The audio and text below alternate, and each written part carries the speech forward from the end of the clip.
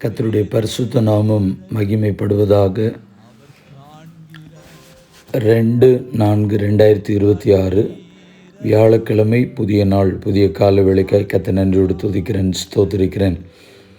இந்த நாளுக்கான கர்த்தருடைய வார்த்தை 1 கொரிந்தியர் 13 நிறைவானது வரும்போது குறைவானது ஒழிந்து போம்.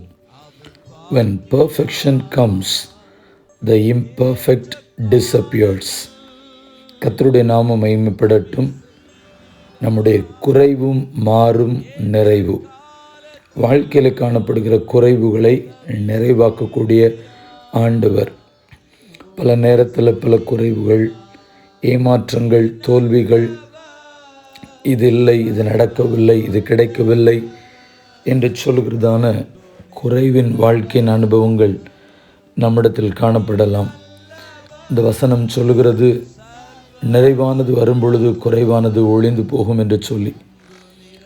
நிறைவாம் கிறிஸ்து நம்முடைய வாழ்க்கையில் வரும்பொழுது வாழ்க்கையில் காணப்படுகிறதான சகல குறைவுகளும் நிவர்த்தி செய்யப்பட்டு சகலமும் நிறைவாய் மாறும் என்பதிலே எந்த விதமான சந்தேகம் இல்லை.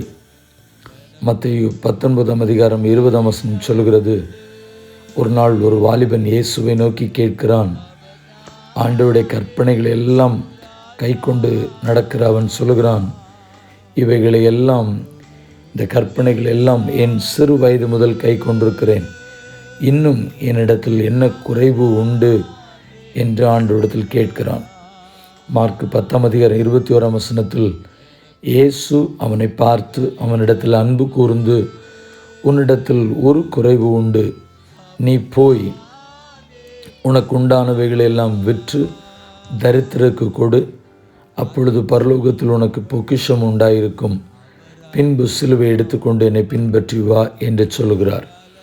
பிரியமானவர்களே, ஒரு குறைவு என்னிடத்தில் காணப்படுகிறது என்று கேட்ட பொழுது ஆண்டவர் சொல்லுகிறார், இந்த குறைவு மாற வேண்டுமேயானால் நீ என்னை பின்பற்றி வா, உனக்கு இருக்கிறதை விற்று அதை தரித்திரருக்கு கொடுத்து விட்டு என்னை பின்பற்றி வா.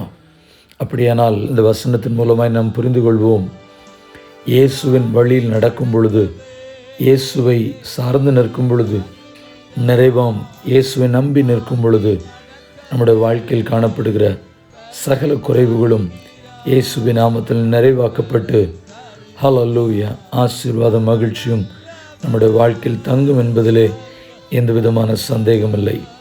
கர்த்தருடைய நாமம் மகிமைப்படுவதாக. கண்களை மூடி நாம் ஜெபிப்போம். பரிசுத்தமுள்ள நல்ல தேவனே, இந்த ஆசீர்வதிக்கப்பட்டதான புதிய நாள், இந்த கால வேளைக்காக கர்த்தர் நன்றியோடு துதிக்கிறேன், ஸ்தோத்திரிக்கிறேன். தொடர்ந்து உம்முடைய கிருபையும் உம்முடைய வழி நடத்துதலும் இந்த மாதம் முழுவதும் எங்களோடு கூட இருக்க, மறுபடியுமாய் உம்முடைய முகத்தை நோக்கி பார்த்து நாங்கள் கெஞ்சி நிற்கிறோம்.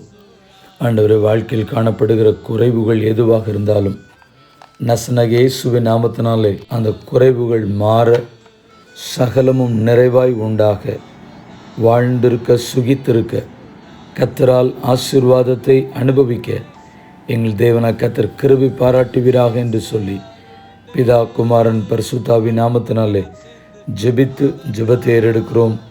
எங்கள் பரிசுத்தமுள்ள நல்ல பிதாவே, ஆமேன். வாழ்த்துக்களுடன் ஜெபங்களுடன் pastor Jebadas. WhatsApp 9345353730. May Jesus bless you all. ஏமான். நேற்று கேள்வியும் பதிலும், உங்களுக்குள்ளே சமாதானமாயிருங்கள், யார் யாரிடத்தில் சொன்னது?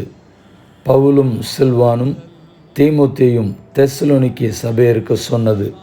1 தெசலோனிக்கேயர் 5:13.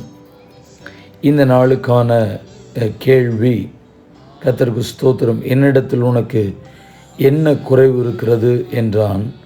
அதற்கு அவன், ஒரு குறைவும் இல்லை. யார் யாரிடத்தில் சொன்னது? மீண்டும் வார்த்தைகளுடன் ஜெபங்களுடன் நாளை தினத்தில் உங்களை சந்திக்கிறேன். ஆமேன்.